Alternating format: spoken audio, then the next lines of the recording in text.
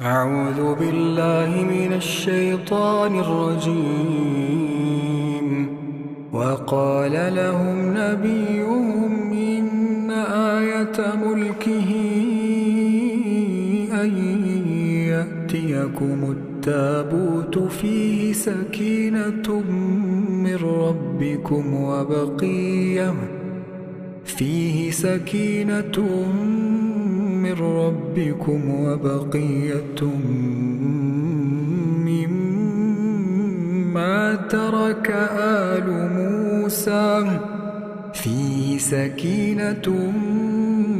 ربكم وبقية مما ترك آل موسى وآل هارون تحمله الملائكة إن في ذلك لآية لكم إن كنتم مؤمنين. ثم أنزل الله سكينته على رسوله وعلى المؤمنين وأنزل جنودا لم تروها وعذب الذين كفروا وذلك جزاء الكافرين. إلا تنصروه فقد نصره الله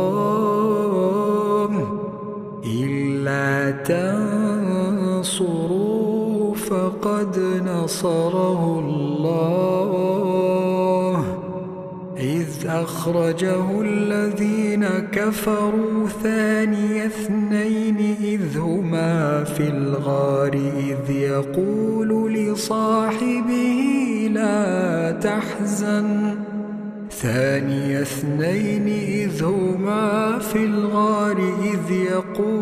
لصاحبه لا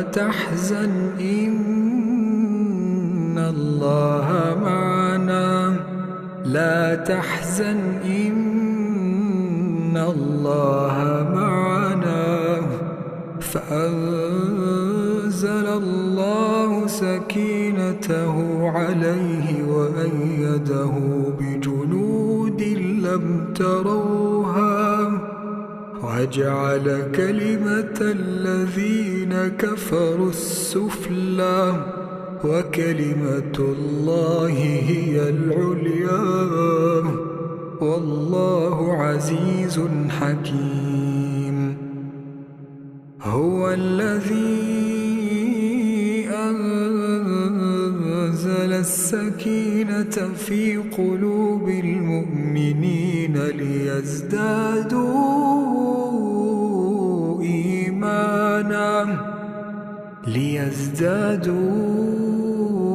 إيمانا مع إيمانهم ولله جنود السماوات والأرض وكان الله عليما حكيما. لقد رضي الله عن المؤمنين إذ يبايعونك تحت الشجرة فعلم ما في قلوبهم فأنزل السكينة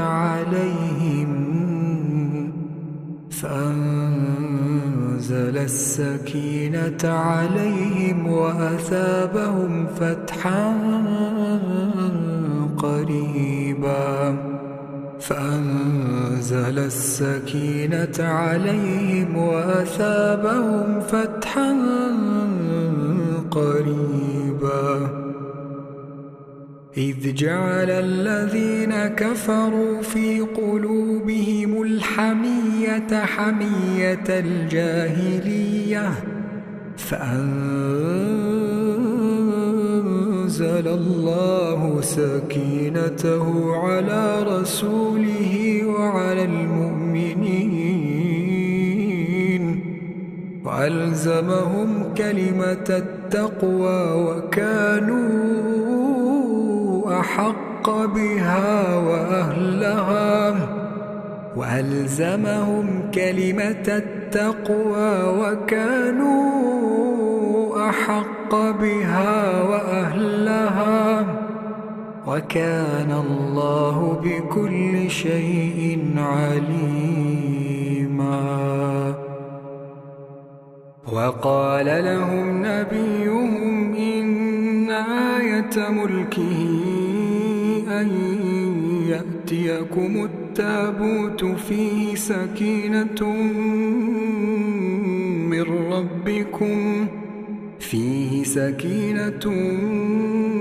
من ربكم وبقية مما ترك آل موسى وآل هارون تحمله الملائكة إن في ذلك لآية لكم إن كنتم مؤمنين. ثم أنزل الله سكينته على رسوله وعلى المؤمنين وأنزل جنودا لم تروها وعذب الذين كفروا وذلك جزاء الكافرين. إلا تنصروه فقد نصره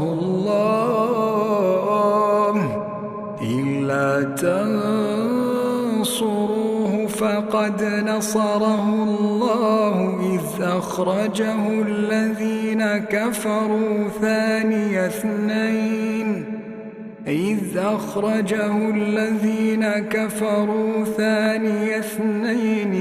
هما في الغار إذ يقول لصاحبه لا تحزن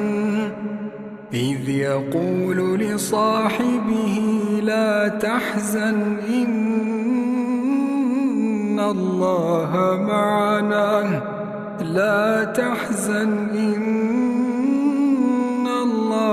معنا فأنزل الله سكينته عليه وأيده بجنود لم تروها وجعل كلمة الذين كفروا السفلى وكلمة الله هي العليا والله عزيز حكيم.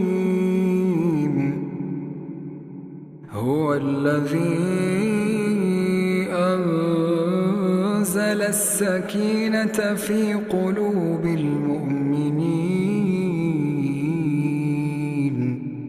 ليزدادوا إيمانا مع إيمانهم ولله جنود السماوات والأرض وكان الله عليما حكيما. لقد رضي الله عن المؤمنين إذ يبايعونك تحت الشجرة فعلم ما في قلوبهم فأنزل السكينة عليهم وأثابهم فتحا قريبا. إذ جعل الذين كفروا في قلوبهم الحمية حمية الجاهلية فأنزل الله سكينته على رسوله وعلى المؤمنين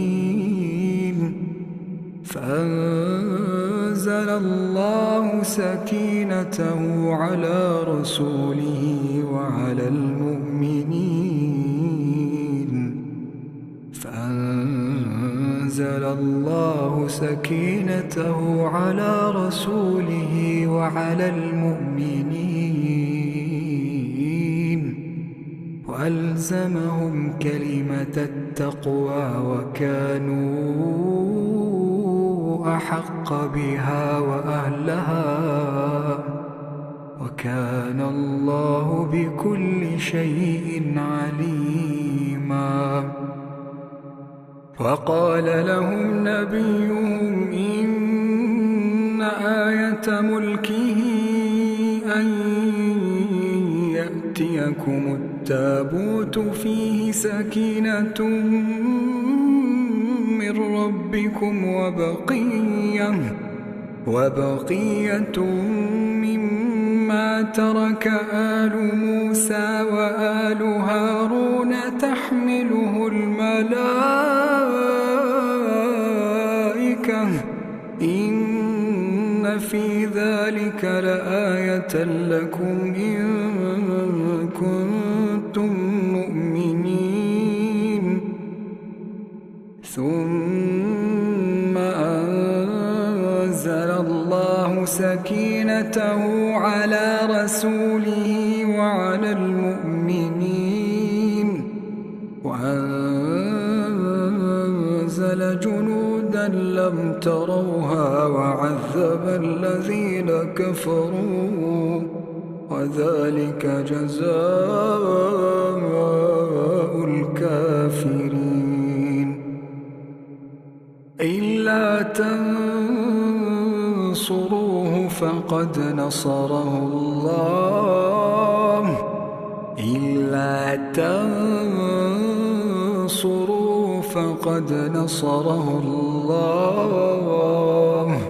إذ أخرجه الذين كفروا ثاني اثنين إذ هما في الغار إذ يقول لصاحبه لا تحزن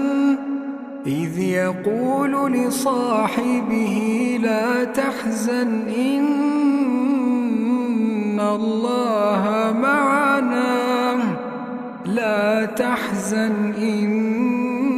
الله معنا فأنزل الله سكينته عليه وأيده بجنود لم تروها وجعل كلمة الذين كفروا السفلى وكلمة الله هي العليا والله عزيز حكيم. هو الذي أنزل السكينة في قلوب المؤمنين ليزدادوا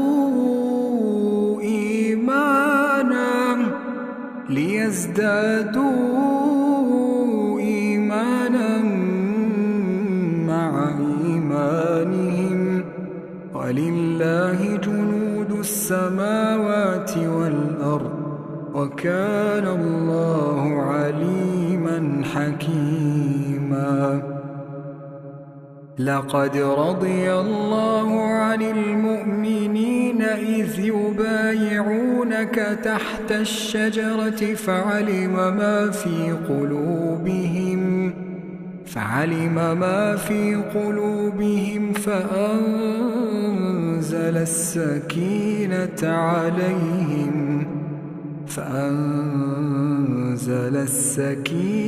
عليهم وأثابهم فتحا قريبا. إذ جعل الذين كفروا في قلوبهم الحمية حمية الجاهلية فأنزل الله سكينته على رسوله وعلى المؤمنين وألزمهم كلمة التقوى وكانوا أحق بها وأهلها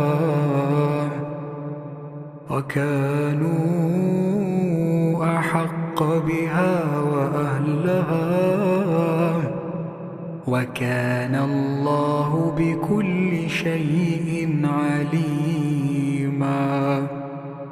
أعوذ بالله من الشيطان الرجيم. وقال لهم نبيهم إن آية ملكه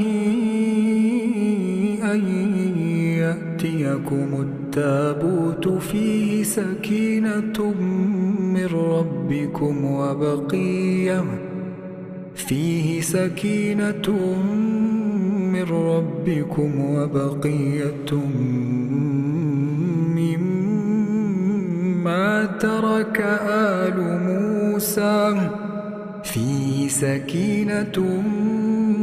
ربكم وبقية مما ترك آل موسى وآل هارون تحمله الملائكة إن في ذلك لآية لكم إن كنتم مؤمنين. ثم أنزل الله سكينته على رسوله وعلى المؤمنين وأنزل جنودا لم تروها وعذب الذين كفروا وذلك جزاء الكافرين. إلا تنصروه فقد نصره الله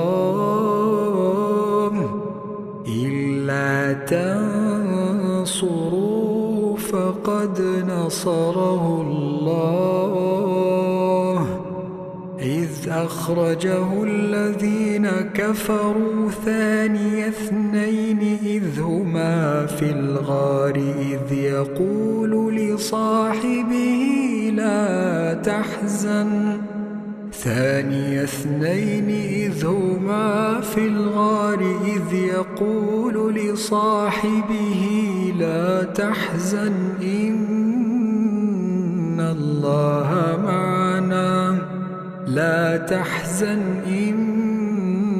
الله معنا فأنزل الله سكينته عليه وأيده بجنود لم تروها وجعل كلمة الذين كفروا السفلى وكلمة الله هي العليا والله عزيز حكيم. هو الذي أنزل السكينة في قلوب المؤمنين ليزدادوا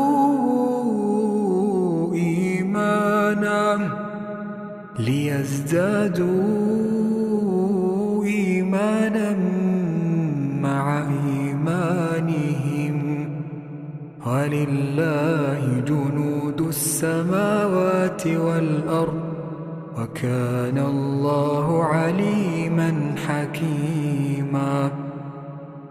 لقد رضي الله عن المؤمنين إذ يبايعونك تحت الشجرة فعلم ما في قلوبهم فأنزل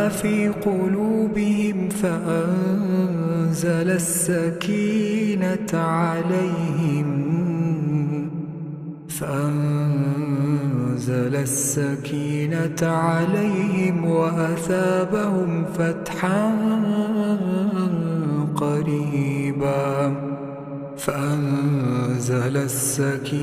عليهم وأثابهم فتحا قريبا. إذ جعل الذين كفروا في قلوبهم الحمية حمية الجاهلية فأنزل الله سكينته على رسوله وعلى المؤمنين وألزمهم كلمة التقوى وكانوا أحق بها وأهلها وألزمهم كلمة التقوى وكانوا أحق بها وأهلها، وكان الله بكل شيء عليما. وقال لهم نبيهم إن آية ملكه أن يأتيكم التابوت فيه سكينة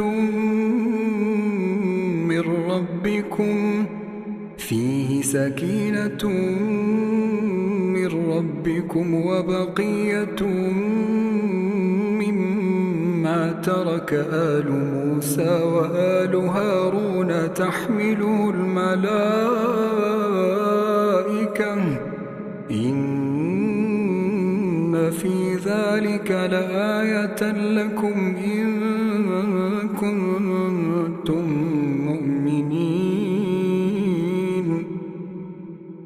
ثم أنزل الله سكينته على رسوله وعلى المؤمنين وأنزل جنودا لم تروها وعذب الذين كفروا، وذلك جزاء الكافرين. إلا تنصروه فقد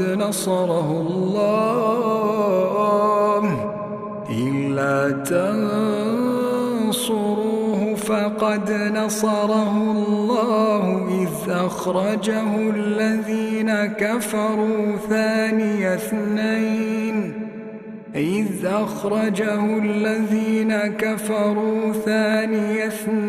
إذ هما في الغار إذ يقول لصاحبه لا تحزن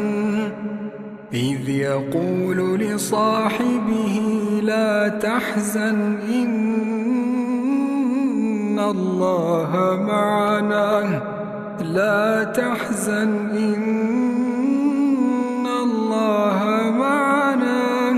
فأنزل الله سكينته عليه وأيده بجنود لم تروها وجعل كلمة الذين كفروا السفلى وكلمة الله هي العليا والله عزيز حكيم.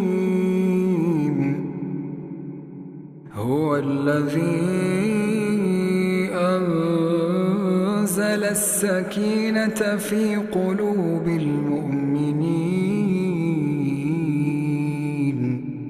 ليزدادوا إيمانا مع إيمانهم ولله جنود السماوات والأرض وكان الله عليما حكيما. لقد رضي الله عن المؤمنين إذ يبايعونك تحت الشجرة فعلم ما في قلوبهم فأنزل السكينة عليهم وأثابهم فتحا قريبا. إذ جعل الذين كفروا في قلوبهم الحمية حمية الجاهلية فأنزل الله سكينته على رسوله وعلى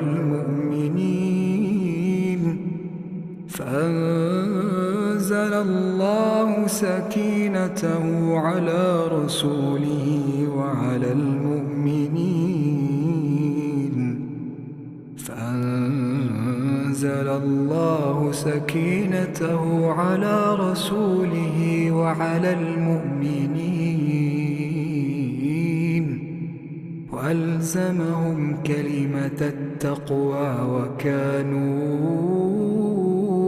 أحق بها وأهلها وكان الله بكل شيء عليما. وقال لهم نبيهم إن آية ملكه أن يأتيكم التابوت فيه سكينة من ربكم وبقية مما ترك آل موسى وآل هارون تحمله الملائكة إن في ذلك لآية لكم إن كنتم مؤمنين. ثم أنزل الله سكينته على رسوله وعلى المؤمنين وأنزل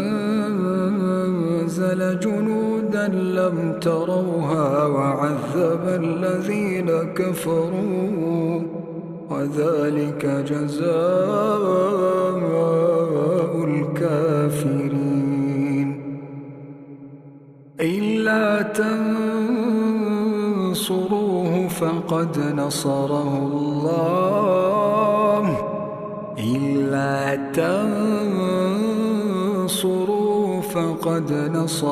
الله إذ أخرجه الذين كفروا ثاني اثنين إذ هما في الغار إذ يقول لصاحبه لا تحزن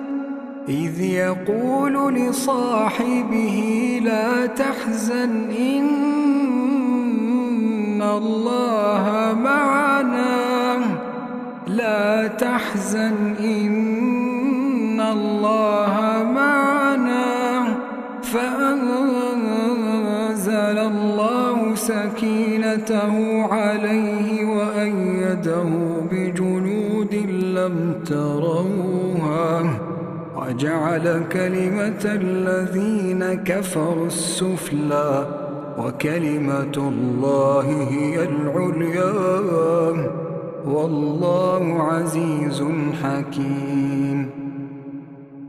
هو الذي أنزل السكينة في قلوب المؤمنين ليزدادوا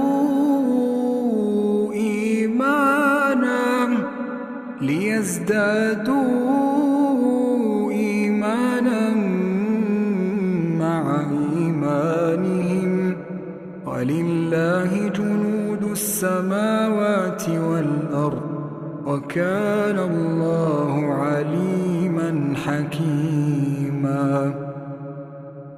لقد رضي الله عن المؤمنين إذ يبايعونك تحت الشجرة فعلم ما في قلوبهم فأنزل السكينة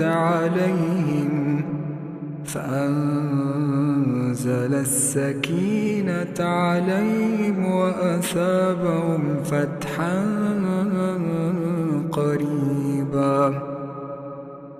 إذ جعل الذين كفروا في قلوبهم الحمية حمية الجاهلية فأنزل الله سكينته على رسوله وعلى المؤمنين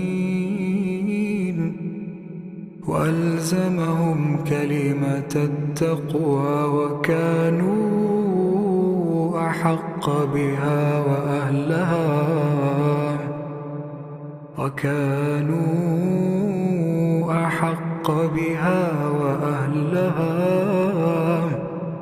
وكان الله بكل شيء عليما. أعوذ بالله من الشيطان الرجيم. وقال لهم نبيهم إن آية آية ملكه أن يأتيكم التابوت فيه سكينة من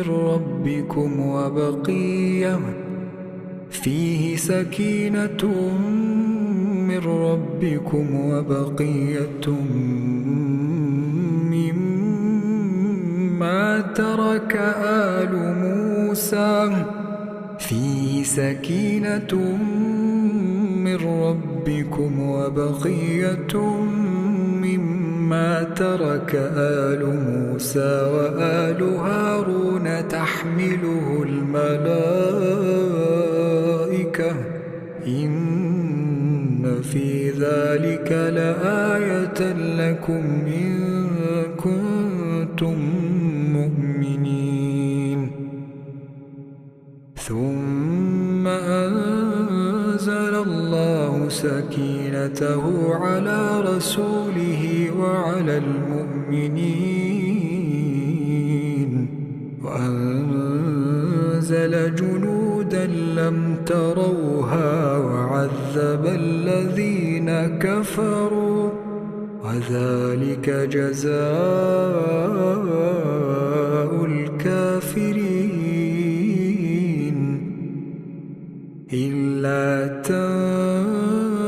تنصروه فقد نصره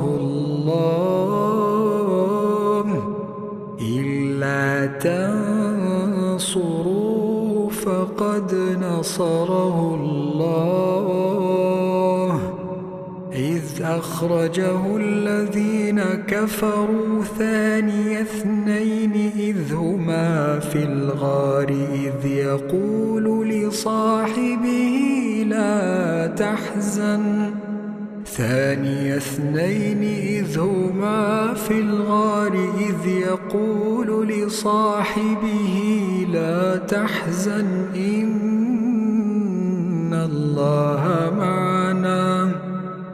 تحزن إن الله معنا فأنزل الله سكينته عليه وأيده بجنود لم تروها وجعل كلمة الذين كفروا السفلى وكلمة الله هي العليا والله عزيز حكيم. هو الذي أنزل السكينة في قلوب المؤمنين ليزدادوا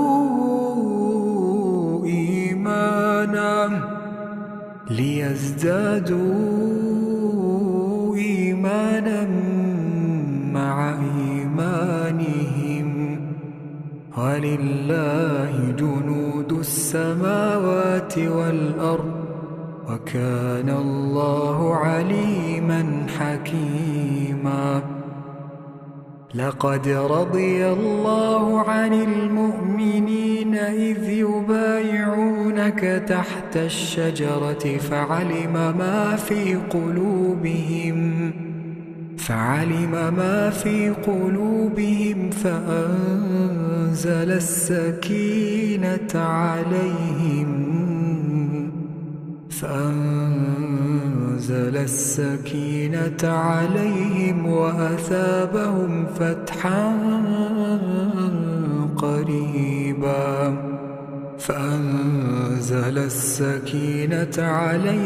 وأثابهم فتحا قريبا.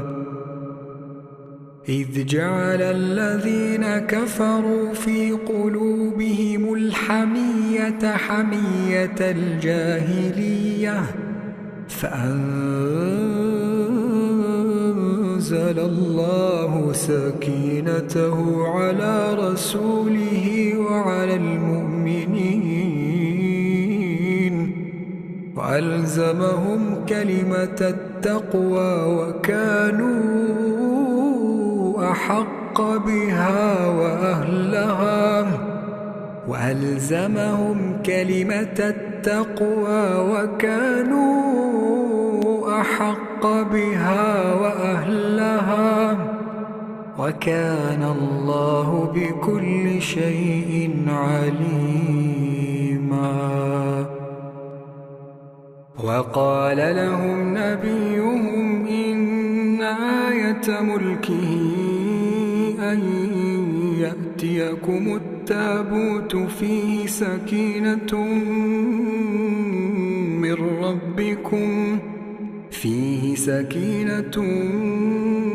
من ربكم وبقية مما ترك آل موسى وآل هارون تحمله الملائكة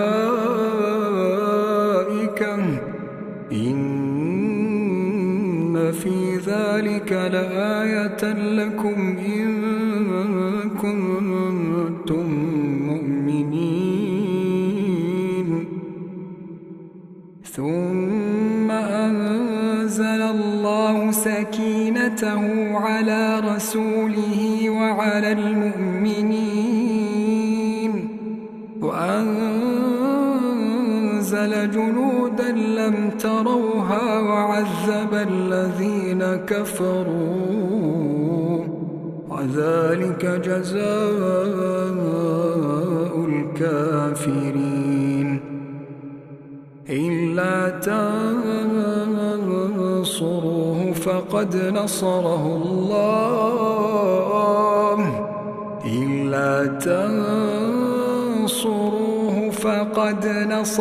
الله إذ أخرجه الذين كفروا ثاني اثنين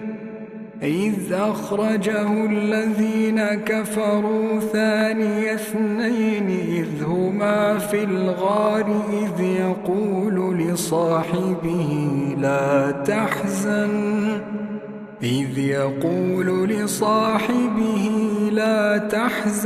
إن الله معنا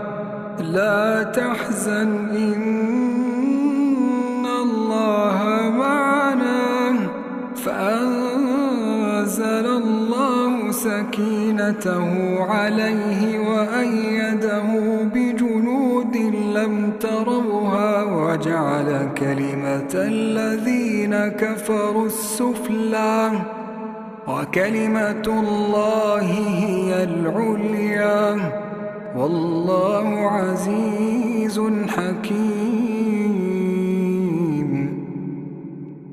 هو الذي أنزل السكينة في قلوب المؤمنين ليزدادوا إيمانا مع إيمانهم ولله جنود السماوات والأرض وكان الله عليما حكيما. لقد رضي الله عن المؤمنين إذ يبايعونك تحت الشجرة فعلم ما في قلوبهم فأنزل السكينة عليهم وأثابهم فتحا قريبا. إذ جعل الذين كفروا في قلوبهم الحمية حمية الجاهلية فأنزل الله سكينته على رسوله وعلى المؤمنين فأنزل الله سكينته على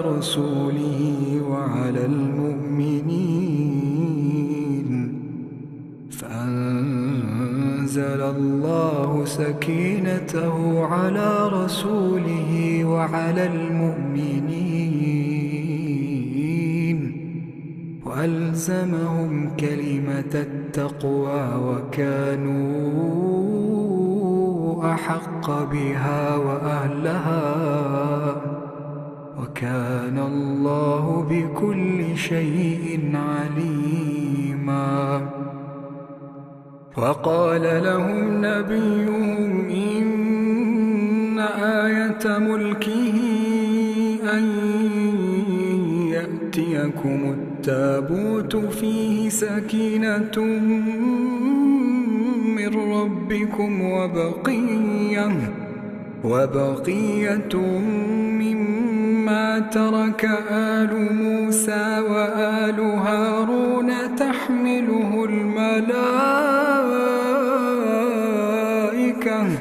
إن في ذلك لآية لكم إن كنتم مؤمنين. ثم أنزل الله سكينته على رسوله وعلى المؤمنين وأنزل جنودا لم تروها وعذب الذين كفروا وذلك جزاء الكافرين. إلا تنصروه فقد نصره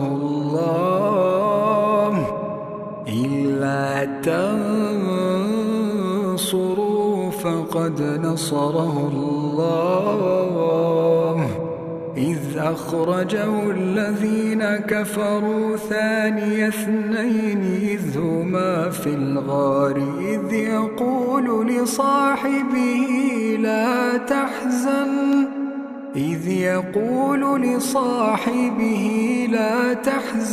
إن الله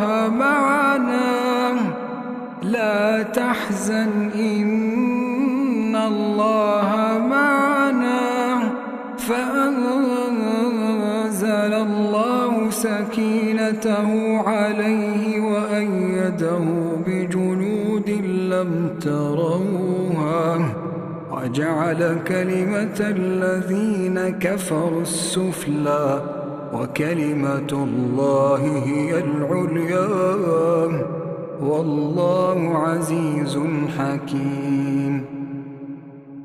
هو الذي أنزل السكينة في قلوب المؤمنين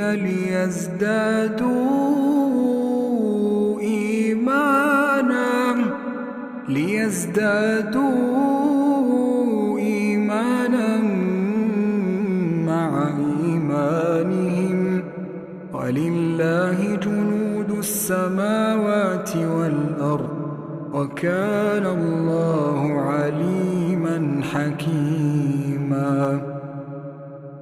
لقد رضي الله عن المؤمنين إذ يبايعونك تحت الشجرة فعلم ما في قلوبهم فأنزل السكينة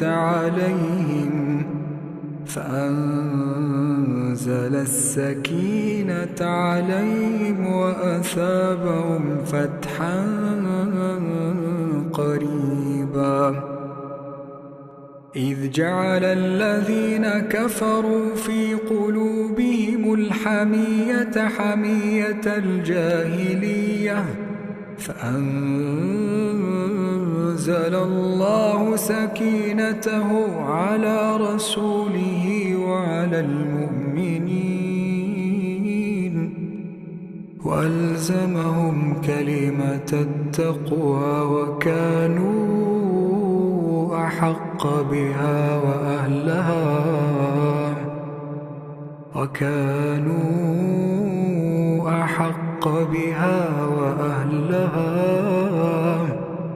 وكان الله بكل شيء عليما.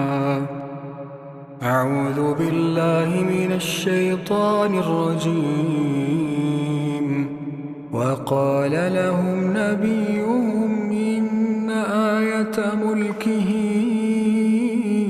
أن يأتيكم لكم التابوت فيه سكينة من ربكم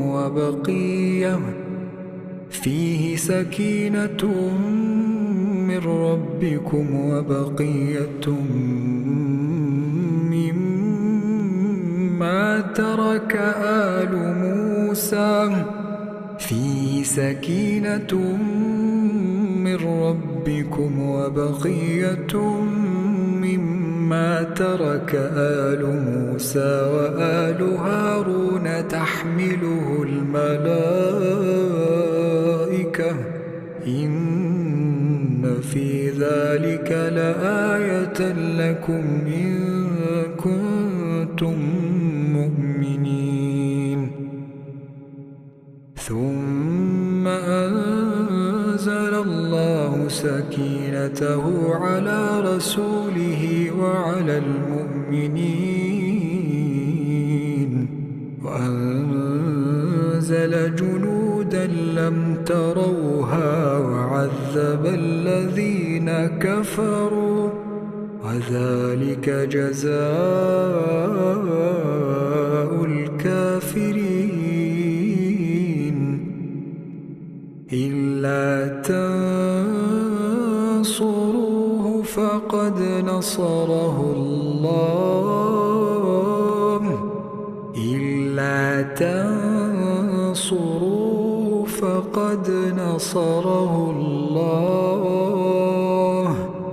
إذ أخرجه الذين كفروا ثاني اثنين إذ هما في الغار إذ يقول لصاحبه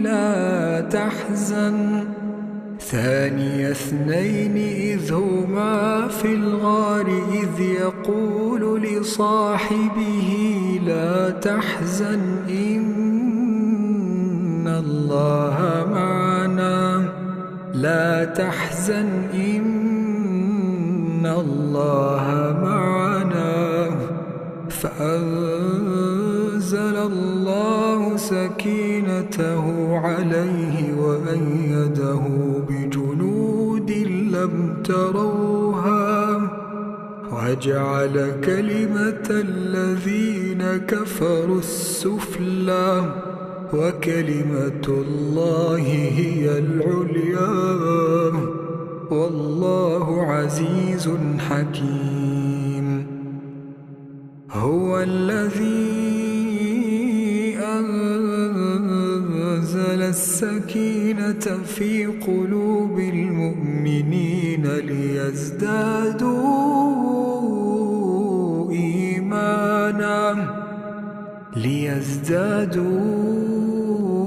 إيمانا مع إيمانهم ولله جنود السماوات والأرض وكان الله عليما حكيما.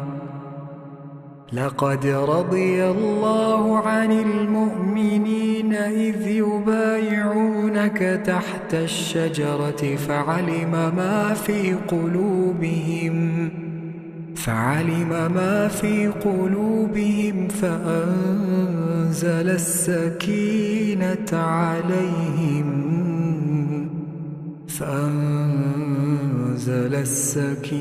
عليهم وأثابهم فتحا قريبا. إذ جعل الذين كفروا في قلوبهم الحمية حمية الجاهلية فأنزل الله سكينته على رسوله وعلى المؤمنين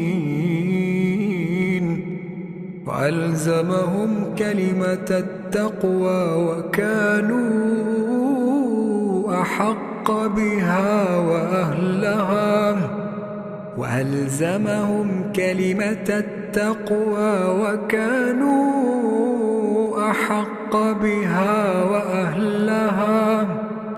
وكان الله بكل شيء عليما.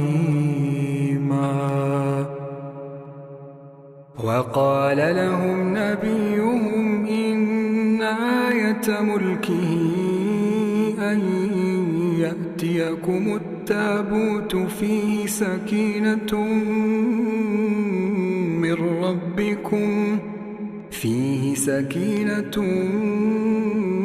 ربكم وبقية مما ترك آل موسى وآل هارون تحمله الملائكة إن في ذلك لآية لكم إن كنتم مؤمنين.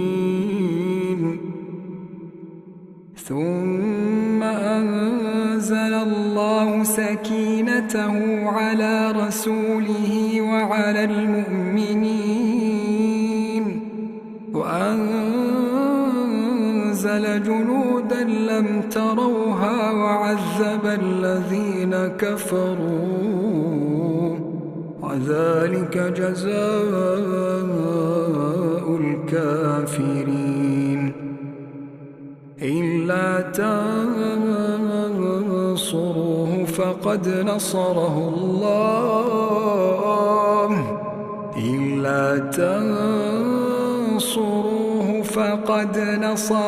الله إذ أخرجه الذين كفروا ثاني اثنين إذ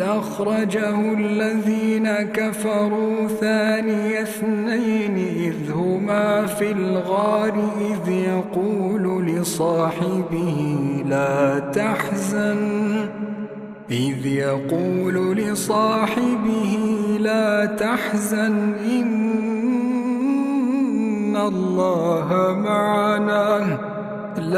تحزن إن الله معنا فأنزل الله سكينته عليه وأيده بجنود لم تروها وجعل كلمة الذين كفروا السفلى وكلمة الله هي العليا والله عزيز حكيم. هو الذي أنزل السكينة في قلوب المؤمنين ليزدادوا إيمانا مع إيمانهم ولله جنود السماوات والأرض وكان الله عليما حكيما.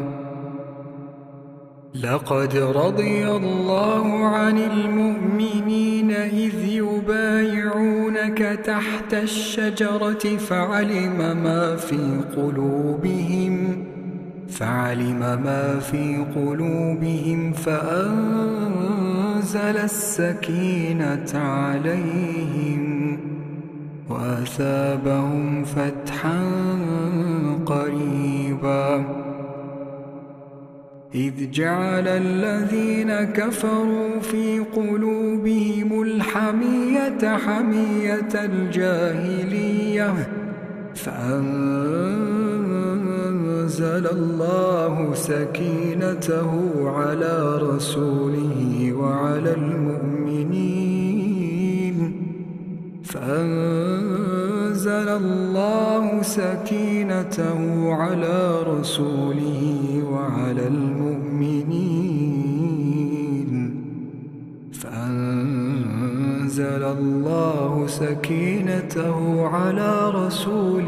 وعلى المؤمنين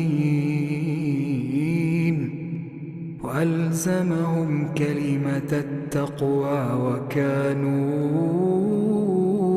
أحق بها وأهلها وكان الله بكل شيء عليما. وقال لهم نبيهم إن آية ملكه أن يأتيكم التابوت فيه سكينة من ربكم وبقية مما ترك آل موسى وآل هارون تحمله الملائكة إن في ذلك لآية لكم إن كنتم مؤمنين.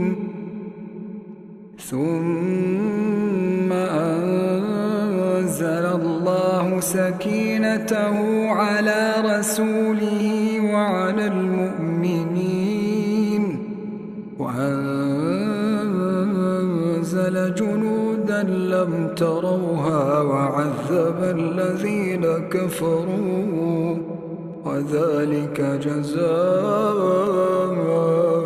الكافرين. إلا تنصروه فقد نصره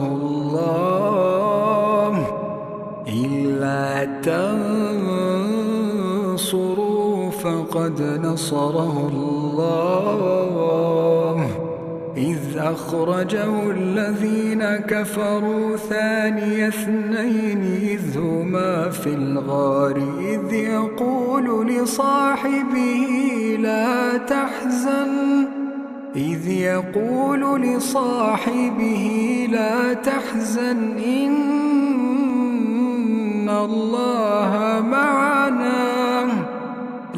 تحزن إن الله معنا فأنزل الله سكينته عليه وأيده بجنود لم تروها وجعل كلمة الذين كفروا السفلى وكلمة الله هي العليا والله عزيز حكيم. هو الذي أنزل السكينة في قلوب المؤمنين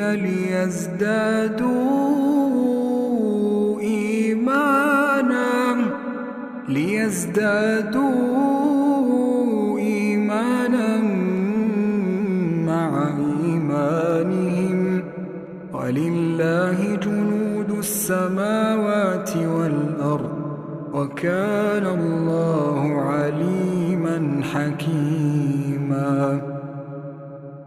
لقد رضي الله عن المؤمنين إذ يبايعونك تحت الشجرة فعلم ما في قلوبهم فأنزل السكينة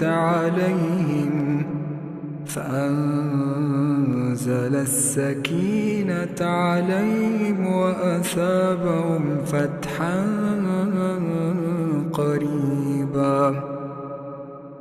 إذ جعل الذين كفروا في قلوبهم الحمية حمية الجاهلية فأنزل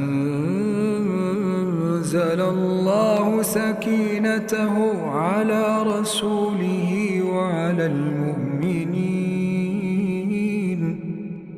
وألزمهم كلمة التقوى وكانوا أحق بها وأهلها